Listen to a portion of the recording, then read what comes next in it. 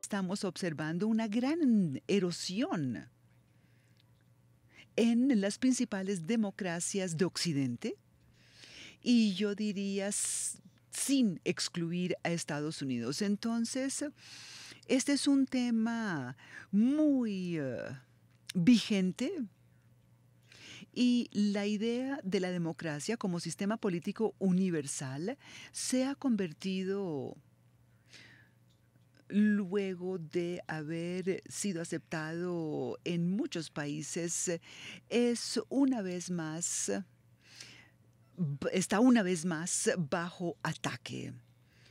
Habiendo dicho eso, permítanme ahora empezar con las preguntas y voy a empezar con usted, primer ministro Pashinyan.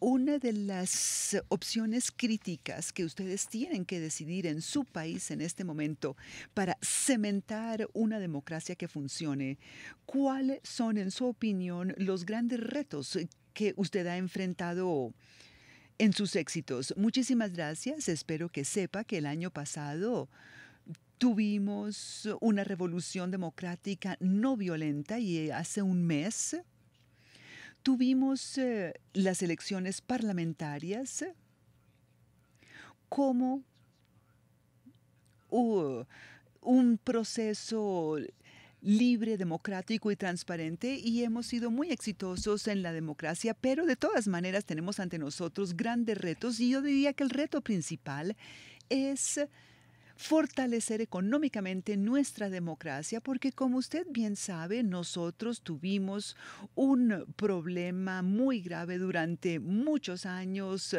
Por décadas tuvimos muchos problemas de cohecho en la vida política y muchas personas se vieron obligados a aceptar estas coimas electorales.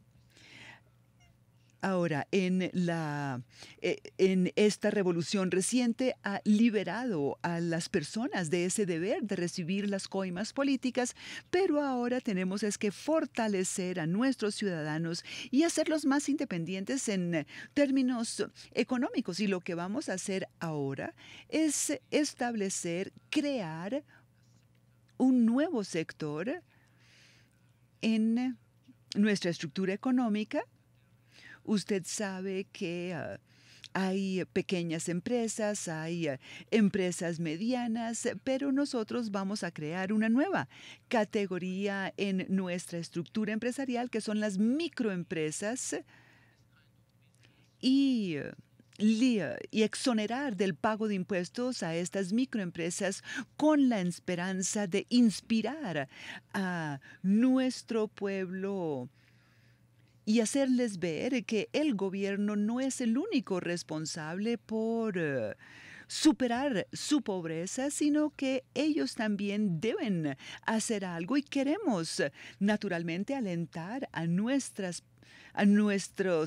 ciudadanos, pero también darle a las personas herramientas para combatir su propia pobreza. Entonces, yo diría que nuestro principal reto es fortalecer económicamente nuestra democracia y tenemos la esperanza de atraer nueva inversión extranjera a nuestro país porque pudimos combatir la corrupción, porque hemos logrado establecer un Estado de Derecho y también vamos a hacer unas simplificaciones regulatorias para atraer más inversionistas extranjeros al país. Usted ha anotado claramente un punto muy importante que ha sido aceptado de manera generalizada y es que una prosperidad razonable es un principio fundamental para toda democracia. Primer ministro Oli, ¿podría usted hablarnos del estado de la democracia en Nepal? Porque entiendo que hay algo de controversia en cuanto al grado de centralización del gobierno. Tal vez quiera usted hablar de cómo encaja eso con el marco democrático. Acabo de visitar la India y oí muchas quejas sobre la centralización del gobierno indio y mucho de eso tiene que ver con lograr que el gobierno sea efectivo en un país en desarrollo como el suyo. Entonces, por favor, descríbanos brevemente el principal desafío que enfrenta su país. Muchísimas gracias. Señor Wolf, en primer lugar, quisiera aclarar que la democracia es un sistema y debe ser un sistema para y por el pueblo. Nosotros, en el campo de la democracia, hemos transitado un largo camino y nosotros establecimos un sistema democrático que hoy día es la República Federal Democrática de Nepal y el gobierno es elegido popularmente. Las elecciones fueron realizadas no por mi partido. De hecho, yo estaba en la oposición, pero el partido gobernante en ese momento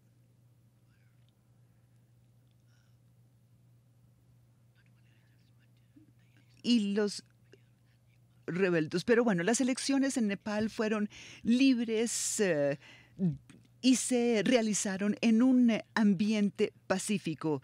Y eso es lo más importante para nosotros en Nepal, que las elecciones se dieran libres del temor. Nosotros tenemos un sistema donde tenemos un primer ministro y en el gabinete y el primer ministro no requieren una mayor centralización y de esta democracia lleva más de medio siglo y yo pasé muchos años tras las rejas. O sea que yo no quiero ser un gobernante, sino quiero ser un servidor del pueblo, servir al pueblo.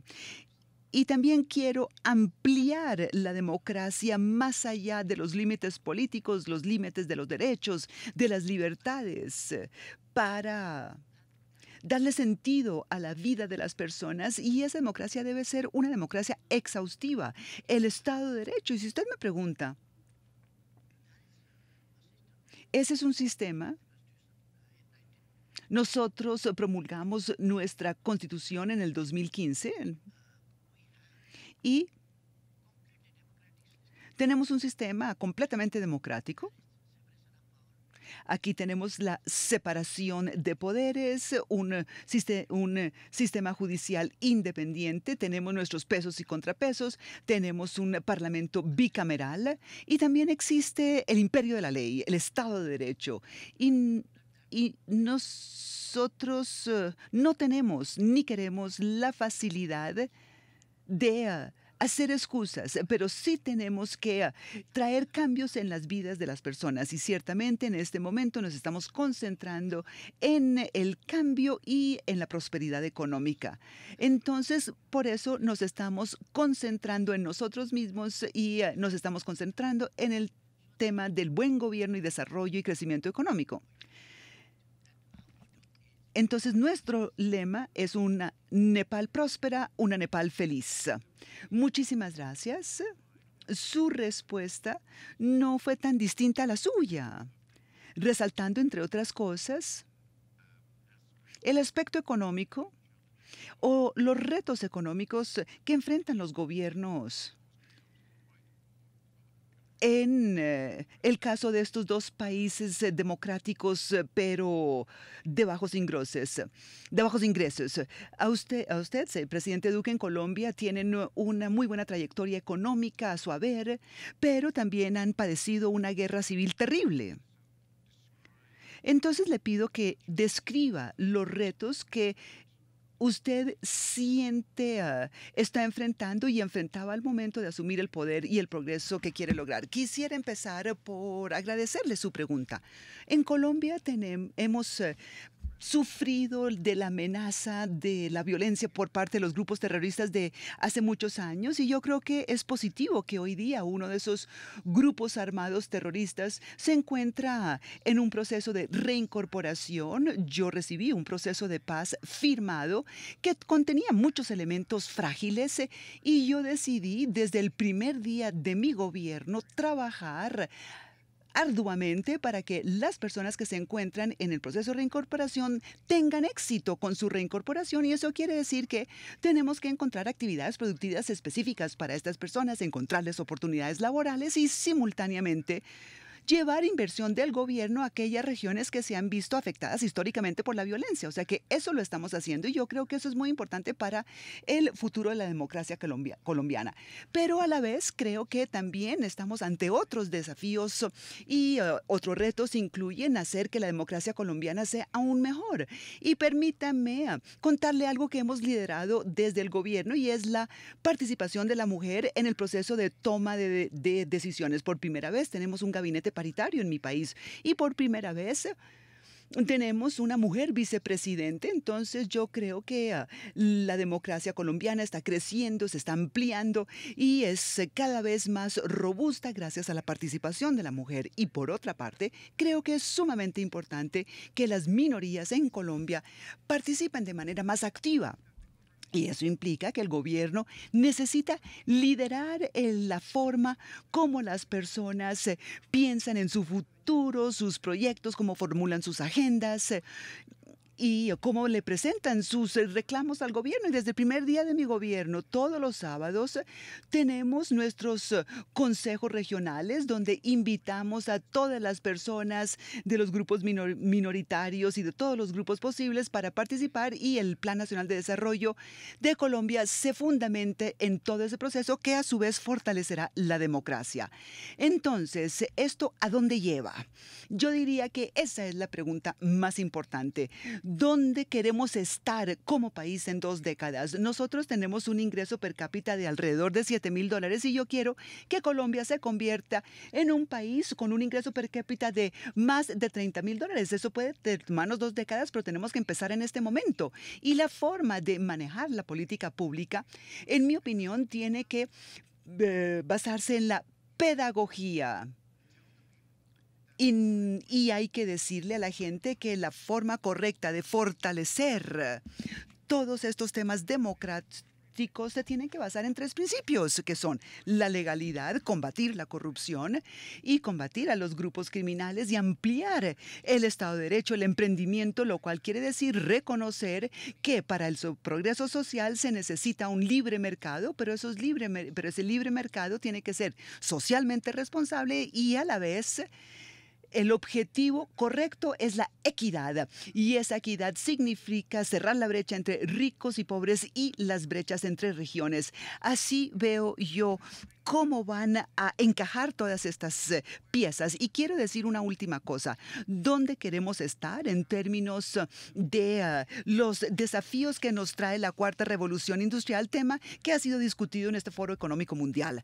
La cuarta revolución industrial, nosotros queremos acogerla. Por eso lanzamos hoy el primer centro en América Latina, porque estamos convencidos que si queremos ser un país de altos ingresos, tenemos que acoger, adoptar y adaptar las políticas correctas y eso nos ayudará a asegurar la ampliación de la clase media y que ésta no se verá lesionada por la revolución industrial y a través de la educación y la reducción de la brecha digital podremos darle más oportunidades a los colombianos. Eso es, en resumen, mi postura. Muy ambicioso, muy interesante y retomaré más adelante algunos de las cosas que dijeron ustedes en cuanto a la relación entre democracia y progreso económico, porque ese es uno de los debates más importantes de nuestra época. Y yo recuerdo en los 60, cuando era joven, que discutíamos estos mismos temas. Yo quisiera entonces, Daniela, que tú nos cuentas de tu proyecto, qué estás haciendo y por qué va a marcar una diferencia. Muchísimas gracias, Martin. Usted empezó esta conversación diciendo que el autoritarismo está aumentando y eso es un riesgo fundamental para la democracia. Y lo que estamos viendo en este momento en todo el mundo es que la confianza en los gobiernos y en los sistemas políticos de resolver los problemas está en descenso. En Estados Unidos hemos pasado de una confianza al 70% en el gobierno en los 60 a menos del 20% hoy día. O sea que empezamos el Leadership Now Project en respuesta a esta situación. Es un esfuerzo por movilizar a la próxima generación de líderes empresariales para que participen en la solución de esos grandes retos. Ahora, yo creo que muchos dirían que el papel de la empresa privada en la democracia no siempre ha sido positiva. Y algunas de esas críticas tienen mérito, no lo podemos negar, pero lo que hemos visto como una oportunidad es cómo debe ser el liderazgo en la democracia, un liderazgo que prioriza la restauración del sistema democrático y hacerlo al servicio de una economía que funciona para todos y para las generaciones futuras. O sea que no solamente estamos viendo la necesidad y oportunidad de reunir a todos los segmentos de la sociedad en esta conversación de la renovación de la democracia, sino también mirarlo con nuevos ojos, porque a lo largo de los últimos años lo que hemos hecho es reunido a académicos, expertos en democracia, científicos de la información para entender cuáles son los principales retos enfrentados por las democracias americanas. Hemos tenido Larry Husky, profesor de Harvard, y Michael Porter de la Escuela de Negocios de Harvard, y estamos estudiando los drivers, los impulsores de todo esto, y también estamos haciendo un análisis de la información para ver dónde están los recursos en el sistema, cómo fluye el dinero por el sistema, cómo fluye por el sistema político de Estados Unidos. Y lo que hemos aprendido es que existen dos grandes desafíos que enfrentamos. Enfrentamos un problema de talento y uno de distancia, y tendremos que hacerles frente simultáneamente. Por el lado del talento, hemos visto múltiples generaciones de Estados Unidos totalmente desencantadas con la política. Si en Estados Unidos se tiene menos de 55 años, lo más probable es que no salga a votar, ni se postule, ni se candidatice a un cargo público. Este año, las personas que se dedican a la administración pública están en un dígito y necesitamos una mayor participación a todo nivel en Estados Unidos. Por el lado del sistema, tenemos unos problemas estructurales que están socavando los efectos. Tenemos un sistema primario que lleva a los candidatos a los extremos. Tenemos el gerrymandering, lo cual quiere decir que los políticos crean sus propios distritos y se quedan allí durante mucho tiempo. Tenemos también el tema del dinero y la política y la erosión de compromiso tanto a lo que es forjar la política. O sea que sí, hay problemas y son problemas grandes, pero yo estoy convencida que si el proyecto de esta generación, de nuestra generación, que sea un proyecto que va más allá de un periodo electoral de 2 años, pues trabajes por corregir las democracias y hacerlo en todos los segmentos de la sociedad. Muchísimas gracias. Yo creo que eso es una visión muy exhaustiva de muchos temas y problemas que enfrentan las democracias de Occidente. Al señor Sulzberger.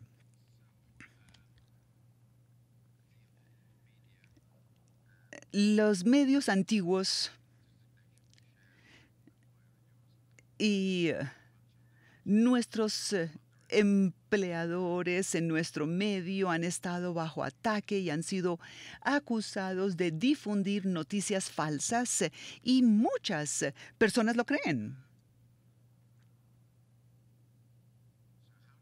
Entonces, ¿cómo ve usted el papel de los medios en las democracias contemporáneas y cómo cree usted que éstas pueden abordar de la mejor forma todos los ataques a los que se han visto sometidos y recuperar la confianza del público?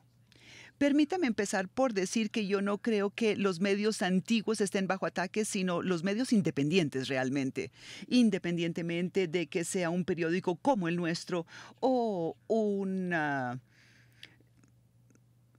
publicación en línea. no se debería necesitar de ser, pero los eventos recientes sí nos obligan a decirlo y decirlo con frecuencia. Y es que la prensa libre es esencial para la democracia. En el New York Times, nuestra misión es buscar la verdad y también exigirle cuentas al gobierno, y eso es una misión compartida por todas las organizaciones noticiosas del mundo. Y si miramos esa lista, la verdad, la responsabilidad, la rendición de cuentas y la comprensión, y eso es exactamente lo que necesita una sociedad para autogobernarse. Entonces, el éxito de la democracia, en muchos sentidos, depende del empoderamiento de una prensa libre para interrogar a sus sistemas y sus líderes. Este ha sido un tiempo de presiones extraordinarias y sin precedentes contra la prensa libre, y yo creo que eso debería alarmar a todos los presentes en esta sala. Hemos visto cómo los periodistas han sido encarcelados, atacados, sometidos a regulaciones que obligan a los periodistas a la autocensura, y ciertamente la prensa tiene un papel en resaltar su propia importancia, pero creo que todos en la sociedad, todas las entidades, en particular el liderazgo democrático, tiene que acoger la centralidad de su papel si es que queremos ser exitosos. Entonces yo quisiera hacer un par de preguntas de seguimiento y quisiera empezar con el punto que usted plantea, y quisiera planteársela a los tres líderes políticos que nos acompañan. Empecemos con usted. ¿Cuál es su relación con la prensa? ¿Y qué o cómo? A ver, sí, yo entiendo que a ningún líder político le gusta la prensa, por lo que no hacen sino criticar. Tal vez usted sea la excepción. Entonces, ¿usted está de acuerdo con la visión del señor Salzberg? Y en su país, ¿cómo funciona la relación con la prensa?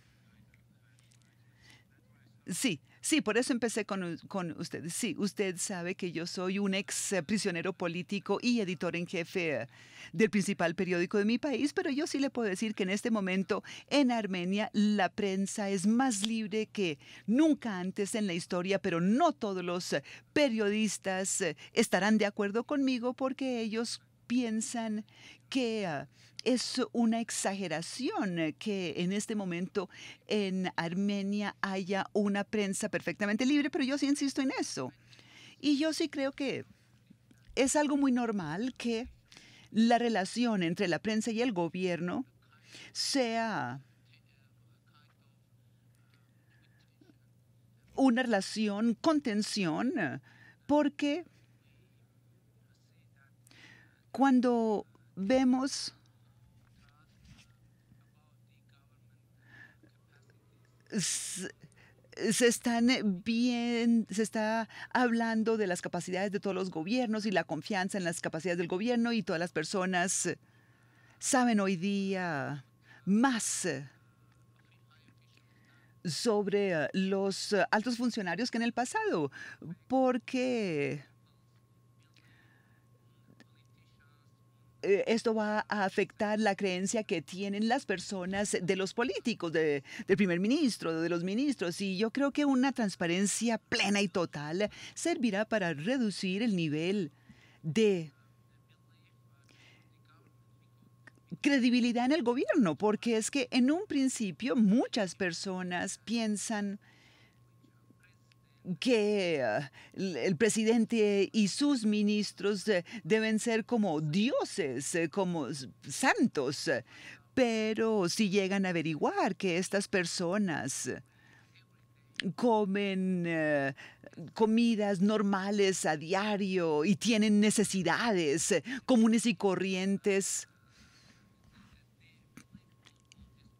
entonces creen que estas personas se vuelven cada vez menos y menos. Esa es mi opinión. Bien interesante. ¿Y usted cree que las personas deben seguir pensando que ustedes son santos? Eso sería difícil hacer un bluff con eso. Presidente Duque, ¿cómo es su relación con los medios? Usted se levanta todas las mañanas. A ver, yo valoro muchísimo la democracia y Colombia es una de las democracias más antiguas de América Latina.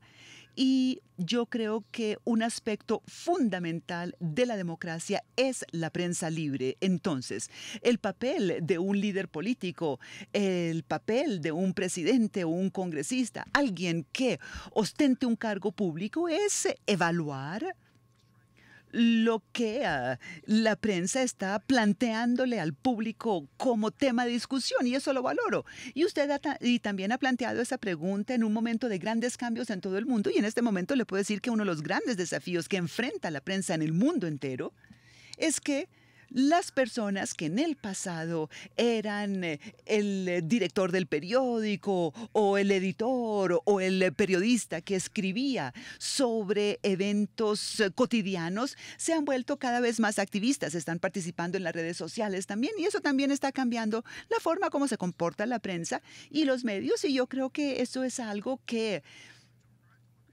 llevará a la democracia a adaptarse a esos cambios, y eso va a hacer que la prensa sea más activa, más expresiva y reaccione de manera instantánea e inmediata a los eventos.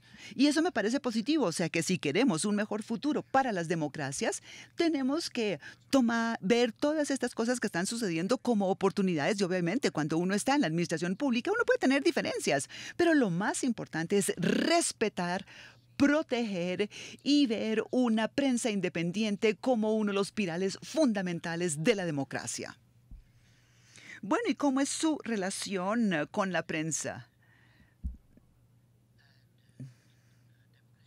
En una democracia yo creo que la prensa tiene un papel.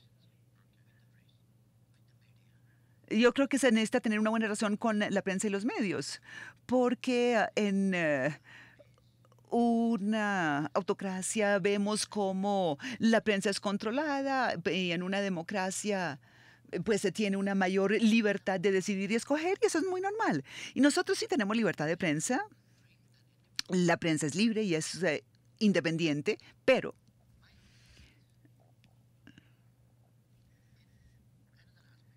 yo creo que hay otro aspecto, que es el periodismo engañoso, que confunde a la gente. Porque yo creo que la prensa es instrumental, es fundamental para la fortaleza de una democracia, para traer crecimiento y prosperidad a la vida de las personas, y para informar a las personas correctamente, para educarlas, porque es que el papel de la prensa es sumamente importante, y la prensa muestra lo que la gente quiere ver, y entonces lo que es considerado una prensa responsable. Y naturalmente,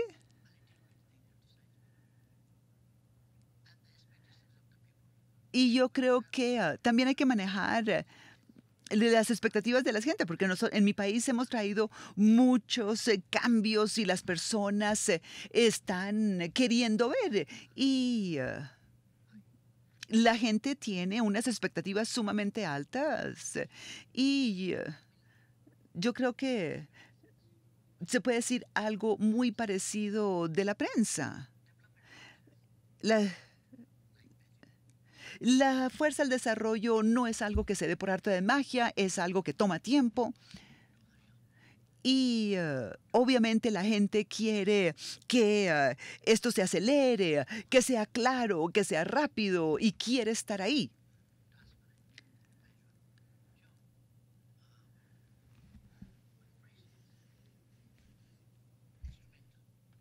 Entonces, sí, la prensa es muy importante para fortalecer la democracia, y también es muy útil para el desarrollo y también para la tecnología. Y estos son dos aspectos, el aspecto del desarrollo y en cierta medida también existen problemas, como por ejemplo las generaciones más jóvenes están siendo engañadas por algunas redes sociales. Y, y nosotros tenemos que ser muy cuidadosos con todo esto si queremos ser una sociedad civilizada y desarrollada. A ver, hay un tema que usted ha planteado que es cierto para los demás países y les voy a pedir a ustedes dos que opinen al respecto. Y tiene que ver con las redes sociales, es decir, este nuevo panorama mediático que es altamente transformador en el sentido que le da una voz a todo el mundo. Y también escuchamos voces de diferente índole y con frecuencia a uno lo oye, uno oye los planteamientos más extremos y se pueden crear universos alternativos. Y hay muchos universos alternativos y yo creo que esto es una gran tentación también. Bueno, yo no sé si yo soy único porque yo nunca he estado en Twitter y esas cosas y me parecen perfectamente letales. Pero es un entorno transformado de todas maneras. O sea que al mirar la experiencia en Estados Unidos, que normalmente está a la vanguardia y más adelante todos los demás, ¿cómo evalúan ustedes la capacidad de la democracia tal como la hemos conocido de manejar este panorama informativo perfectamente transformado? ¿Existe algún medio que hace 50, 60 años se hubiera dado por sentado y que hoy es una autoridad? Yo quisiera responder esa pregunta directamente, pero hay una cosa que quisiera comentar. Yo creo que vale la pena reconocer que Estados Unidos históricamente ha sido como el adalid de la libertad en el mundo. Sí, esa es la razón por la que tenemos dos americanos acá. Y Estados Unidos se ha retirado de esa posición de una manera que ha invitado y fomentado el desmoronamiento de las prensas en todas partes. Hemos visto periodistas encarcelados, asesinados. Cuando yo me reuní con el presidente Trump para plantearle mi gran preocupación por su retórica contra la prensa, desde la frase de noticias falsas hasta la frase más insidiosa de tildarlo de enemigo del pueblo. Él me dijo que con un cierto grado de orgullo que varios países de hecho habían prohibido las noticias falsas. Y mi respuesta al presidente Trump fue decirle, mire, esos países no estaban prohibiendo la noticia falsa, sino las dictaduras y las tiranías que a su vez estaban prohibiendo el escrutinio independiente del liderazgo y del poder. Y estaban entonces prohibiendo era el realismo. O sea que yo creo que sí hay muchas preguntas sobre las redes sociales y volveré a eso, pero yo creo que esto ha generado un clima que ha promovido más espacio para el desmoronamiento de la prensa. Ahora, yo no quiero ir demasiado lejos, pero sí es importante reconocer que se han promulgado leyes contra la prensa que han penalizado de manera efectiva el hacer noticias, exigir la aprobación antes de publicar información personal y también prohibiendo la crítica de los funcionarios públicos. Y yo sé que esto siempre se equilibra contra otros eventos y otras cosas, pero yo sí creo que es importante reconocer que en todo el mundo tenemos que presionar en favor de menos restricciones y acoger más los derechos de la prensa libre. ¿Puedo retomar el otro tema? Sí, claro que sí. Y yo creo que las redes sociales... A ver, yo no creo que la democracia haya aprendido a incorporar las redes sociales y tampoco creo que las plataformas han sido perfectamente interiorizadas. Ellas están interiorizando su propio poder. Facebook tiene 1.200 millones de usuarios, convirtiéndolo en el monopolio más poderoso en la historia del mundo. Y hay otros que ocupan un segundo lugar muy cercano. Y uno podría ser escéptico de la sobreregulación y darse uno cuenta que este entorno de libertad para todos está siendo mal utilizado de manera activa con fines no muy buenos. ¿No le resulta algo paradójico que, por ejemplo, en Estados Unidos los derechos de la primera enmienda son tan fundamentales, presionar, ¿no? Y eso es algo que se hace de forma generalizada y regularizar los principales medios, las redes sociales? Hay formas de hacerlo. Yo creo que toda sociedad debe abordar este tema con los ojos abiertos y saber que accidentalmente se pueden generar muchos problemas. Pero para citar un ejemplo obvio, este es un ejemplo que enfrentamos, ¿no? Facebook y otros. Porque el régimen regulatorio está revelando la fuente de la publicidad política es mucho más fuerte en el impreso, la radio y televisión que en Internet y las redes sociales, a pesar de llegarle a muchas más personas. Y ese es el tipo de vacío que fue explotado de manera generalizada. Daniela, redes sociales, quisiera saber qué piensas al respecto. Dos cosas. En primer lugar, yo creo que uno de los casos de datos más preocupantes que estudiamos es la forma como las noticias falsas viajan mucho más rápido por las redes sociales que las noticias ciertas. Y eso es porque la gente hace clic no en las cosas que le parecen interesantes y las comparte, sino que ese es uno de los muchos desafíos que nosotros debemos dilucidar y entender. Pero otro ángulo que yo quisiera mirar es que aun cuando mantiene a la gente informada y actualizada más que cualquier otro medio, esto no es un sustituto para la participación política genuina. Entonces la gente que hizo clic en like en Facebook y comparte un artículo ya tiene una posición política por haberlo hecho eso, pero la realidad es que eso no está cambiando absolutamente nada. Y la verdad, lo que hay es una ausencia de conectividad política. Tal vez en una generación pasada alguien se vinculaba a un partido político o estaba muy metido en las actividades políticas. Ya en Estados Unidos la gente no se vincula a un partido político salvo para votar en las primarias, pero existe la necesidad de promover una mayor participación política con base en las redes sociales de las personas. Ahora, es bien interesante ver que uno o algunas de las fuerzas más poderosas en política en Estados Unidos son clubes sociales, por ejemplo, la Asociación Nacional de Rifles en Estados Unidos, que sí ejerce una gran influencia en temas de política, pero también es a donde va la gente a hacer un picnic y a lograr una conectividad social. Entonces, una de las cosas que nosotros hemos visto como oportunidad en el Leadership Now Project es trabajar con las redes, por ejemplo, universitarias y otras redes que tienen una gran conectividad social y pueden ser espacio para discutir los principales temas de la política y de la democracia. Yo quisiera hacer dos preguntas complementarias rápidamente. Y existe un tema muy específico que todos pueden comentar, o tal vez no todos, que es muy relevante y es el papel de la empresa privada en la política.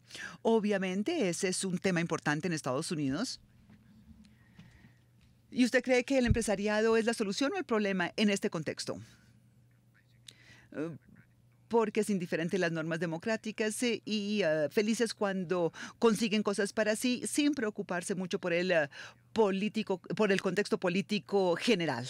Eso es justo. A ver, yo hace un momento dije que yo creo que criticar el papel del empresariado en la política no es algo que no tenga mérito, pero yo quiero abordarlo de diferentes perspectivas, la participación del empresariado en el cabildeo, en el lobbying y en la protección de de sus intereses es una forma como las empresas participan y hay muchas críticas válidas en este sentido, pues porque se están utilizando los intereses en ese entorno. Pero la realidad es que tenemos, diría yo, toda una generación de emprendedores e innovadores y personas en la comunidad empresarial que no han estado participando, sino han estado ahí como a los lados, observantes. Entonces, esto puede ser equivalente como un interés muy somero en la política y eso es perder la oportunidad para incorporar personas en este proceso que nos permite renovar la democracia y qué clase de democracia queremos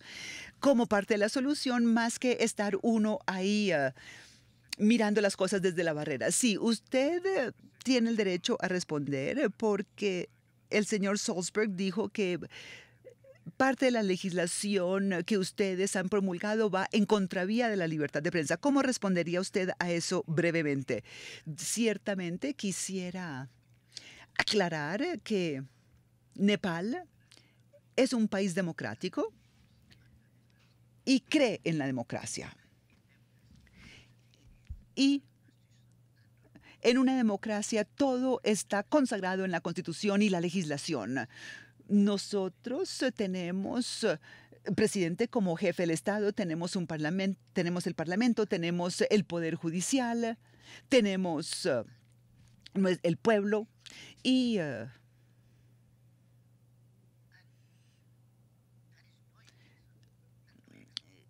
no se tiene la intención de controlar ni restringir la prensa de manera alguna. La prensa es muy libre en Nepal y, como bien se ha dicho acá, no hay duda de que las restricciones existen, pero yo sí quisiera decir una cosa más. En nombre de la libertad, si alguien difunde noticias falsas y le hace daño a otros en sus vidas personales, familiares, empresariales, eso no es bueno. Eso sí lo puedo decir. Y yo quisiera educar a mi pueblo de esta manera, que debemos ser responsables, porque la democracia es el sistema para todos y no solo para las personas que están en el gobierno, sino para los otros también. Y que la prensa es independiente y libre, pero debe también tener presente las necesidades de las personas.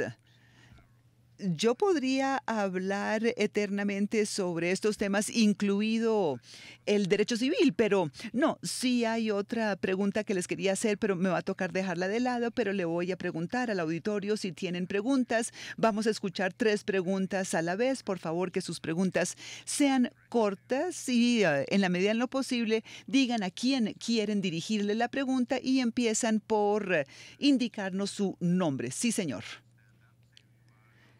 Díganos su nombre y haga su pregunta, por favor. Vengo del Reino Unido. Entonces voy a usar la palabra del Brexit. Sus parlamentos han sido ejemplo para muchos parlamentos que están teniendo problemas. Se hizo un gran ejercicio en democracia que fue el referendo y ustedes vieron los titulares que llamaban al pueblo enemigo del país y muchos de los problemas que ustedes describen y la voluntad de las personas está siendo utilizada para suprimir la visión de otros. Entonces, esta es una pregunta para todo el panel porque es algo que hemos visto en Estados Unidos. Sí, cuando hay preguntas sobre la legitimidad de una elección, es decir, interferencia por un poder extranjero, la manipulación a través de las redes sociales, el quebrantamiento de la legislación electoral, ¿eso cómo se maneja? No necesitan responder todavía porque dije que íbamos a escuchar 3 preguntas a la vez. Vamos a ver si hay más preguntas. Quiero saber si hay alguien más interesado en formular una pregunta. Entonces, la pregunta es una pregunta muy relevante para Estados Unidos, en mi opinión. Si se cree de manera generalizada que un proceso electoral ha sido afectado por alguna interferencia, sea a través de las redes sociales o cualquier otro medio, y eso pues genera una discusión candente porque tiene que ver con la legitimidad del ganador, ¿no? ¿Cómo se demuestra que fueron elecciones libres y justas? Eso por sí solo es un tema muy importante. Entonces voy a empezar con usted, señor Salzberg. ¿Cómo se maneja ese tipo de situación? Yo voy a decirle un estereotipo y es que cuando uno tiene un martillo en la mano todo parece puntilla. Y yo creo que el primer paso verdaderamente importante es hacer una investigación profunda para entender lo sucedido y sacarlo a la luz. Y armar a los conciudadanos con el entendimiento más claro de lo sucedido y el porqué de lo sucedido. Y es ahí cuando debe activarse el proceso democrático, y eso es lo que nosotros consideramos es nuestro rol, nuestro papel y la razón por la que hemos estado investigando de manera profunda todos estos temas. Yo creo que la pregunta acá o el tema acá, y yo lo he pensado mucho, el mantra básico es que las elecciones democráticas deben ser libres y justas. Y la pregunta obvia que está siendo planteada en años recientes, especialmente en Estados Unidos y el Reino Unido, que son democracias bien establecidas, y es si un proceso electoral crucial fue libre y justo.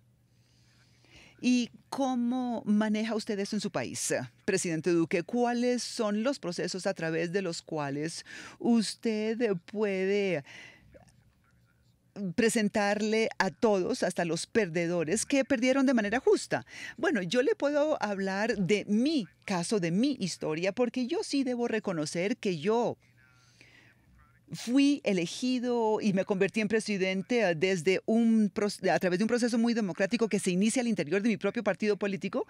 Nosotros en mi partido participamos 5 personas en un gran debate, realizamos reuniones a lo largo y ancho de todo el país, y después de tener más de unos 30 debates, decidimos utilizar un sistema como de encuestas, y durante 3 semanas seguidas, el candidato que recibió el menos apoyo salía, y finalmente fui elegido el candidato presidencial de mi partido, y luego fuimos tras una elección abierta con una coalición, y yo recibí un apoyo muy importante, unos 14 millones de votos. Luego nos presentamos 5 candidatos y yo gané con más de 7 millones de votos, y finalmente en la segunda vuelta con otro candidato y gané con más de 10 millones de votos, que es la votación más alta registrada en la historia electoral de Colombia. Entonces, esto demuestra que cuando existe una participación permanente de la gente en las distintas etapas, entonces la democracia se ve enriquecida. Si usted me pregunta,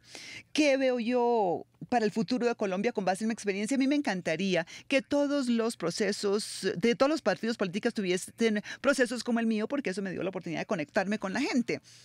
Si me preguntan cómo escoger los candidatos de una coalición, yo quisiera más personas votando por las ideas y por los proyectos, y yo creo que esto enriquece la democracia. Pero yo quiero retomar un tema que usted mencionó sobre las redes sociales. Yo estoy convencido que las redes sociales son una herramienta muy importante para la democracia, porque nos permite conectarnos diariamente con nuestros mensajes, con la gente, pero eso tiene que ir de la mano con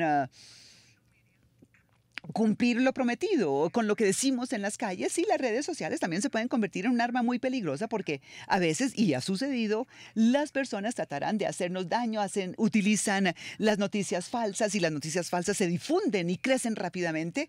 Y yo no veo esas cosas como prohibir que eso suceda, sino más bien cómo podemos tener las mejores redes y herramientas de reacción para evitar que eso llegue a lesionar la democracia. Yo no creo que la regulación o sobreregulación de contenido sea la solución, no lo creo, pero sí estoy convencido que, dado que este proceso de noticias falsas se está dando en todas partes, esta es una oportunidad para que políticos e instituciones tengan una fuerza digital mejor para reaccionar rápidamente con la respuesta correcta y con la verdad. Yo no creo que la democracia se vea enriquecida limitando, restringiendo esas expresiones, sino yo creo que hay que promoverlas e identificar cuáles son las mejores herramientas a utilizar. Elecciones libres y justos y a la prensa. Si me lo permite, yo quisiera decir que nosotros hicimos nuestra revolución a través de las redes sociales, porque nosotros nos encontramos bajo un bloqueo de los medios y de las redes y nosotros logramos como un uso revolucionario de las redes sociales y ahora yo sigo haciendo las transmisiones en vivo en mi cuenta de Facebook y cuando yo intento o procuro revelar contenido falso sobre mí o mi gobierno, o estoy siendo criticado como presionando la prensa y me parece una situación muy particular que tiene que ver también con la relación entre los medios y las elecciones libres y justas. Ahora, yo no creo que se tiene un problema cuando uno tiene una mayoría clara y obvia. En esos casos no se tienen problemas, pero cuando se presenta una mayoría muy estrecha o una diferencia muy estrecha entre los candidatos, eso sí se puede convertir en un problema mayor y hay que ver cuáles son los factores que afectaron los resultados. Y es muy posible que una o dos noticias falsas emitidas a último minuto pueden llegar a afectar el resultado de la elección y claro que eso es un gran problema, pero ¿qué hacer con eso? Ese es un gran problema, como les dije, pero me enorgullece contarles que en este momento mi país fue evaluado como un país con internet libre y esto permite el intercambio de noticias, fomenta la transparencia y naturalmente abre un gran campo para las noticias falsas y eso naturalmente va a afectar las realidades de mi país y del mundo entero. Pero voy a ser muy franco al decirles que no sé cómo manejar esta situación y si hay alguien que sepa cómo hacerlo, pues que la comparta porque eso serían magníficas noticias para todos nosotros. Muchísimas gracias. ¿Tienen más preguntas? Estamos llegando al final de nuestra sesión. Sí, tenemos una pregunta en la parte posterior. Sí, un aspecto que no ha sido planteado y tiene que ver con la viabilidad económica de la prensa y quisiera, señor Salzberg, que él la conteste. Mi generación compraba el periódico cuando éramos jóvenes y hoy pagamos el acceso electrónico a través de la suscripción electrónica, pero ese es uno de los problemas por los que las personas no leen los medios antiguos porque tienen que pagar y prefieren las redes sociales. Entonces, ¿cuál es su respuesta y cómo puede mejorarse eso para darle más acceso a los jóvenes a lo que yo llamo los medios independientes? Es una excelente pregunta que yo les he debido plantear y la razón por la que no la formulé es porque es que es demasiado doloroso. A ver, señor Salzberg, ¿cuál es el modelo económico de los medios tradicionales? O de hecho, de cualquier medio, ¿no? Que esté haciendo algo verdaderamente costoso. Sí, y yo creo que usted acaba de tocar un tema muy importante. En primer lugar, creo que es importantísimo no recostarnos mucho en la palabra los medios. que abarca todo, desde los reporteros que se toman 18 meses leer cientos de páginas de documentos para presentar un artículo sobre una situación que se está dando en el presente, y tres personas en Cable News que se gritan los unos al otros. Uno es de derecha extrema, el otro de extrema izquierda y el otro de centro. Entonces, esa frase medios no es siempre la más útil. Y lo que yo creo que realmente importa, y creo que usted también cree que importa, y es la reportería independiente, la prensa independiente y la experticia, los conocimientos que le dan como un matiz y fondo a la historia. Y eso es un trabajo muy costoso, y el modelo de negocio se ha erosionado tan rápidamente. Desde el año 2000, más de la mitad de los periodistas estadounidenses se han quedado sin trabajo en números totales, y en términos porcentuales eso significa que los periodistas están perdiendo sus empleos más rápido que los mineros. Entonces, estamos empezando a ver unas señales claras y reales de optimismo. Yo sospecho que será un camino largo y difícil, y yo creo que tomará una década más de arduo trabajo. El New York Times, tenemos una de las mayores suscripciones de todos los diarios de Estados Unidos, y 150 millones de personas nos leen en el mundo, y tenemos suscriptores en todas partes del mundo. Y esto es algo sin precedentes y es muy alentador. Pero el problema es que en este momento no hemos visto cómo escalar ese modelo, y sabemos que al esperar respuestas perdemos reporteros al interior de las comunidades haciendo las preguntas difíciles, buscando información y compartiéndola con el público. Y eso es un nivel de rendición de cuentas muy importante, y también de cohesión social. Esa cohesión social que requiere acuerdo en torno a los hechos, y eso es una de las cosas más difíciles para toda sociedad. Y una de las cosas que yo defiendo y solicito es que todo usuario de noticias se asegure de escoger bien cómo invierten su tiempo y dinero, y que lean trabajos y artículos originales. Llegamos al final, lamentablemente tenemos que cerrar, pero esto es un conversatorio sobre algunos de los aspectos más importantes de nuestra época. Yo quería, pero no tuve tiempo de conversar sobre el reto creado por el éxito visible de la China, que le resulta muy seductora a muchas personas, como lo fue la Unión Soviética en la década de los 50 y 60.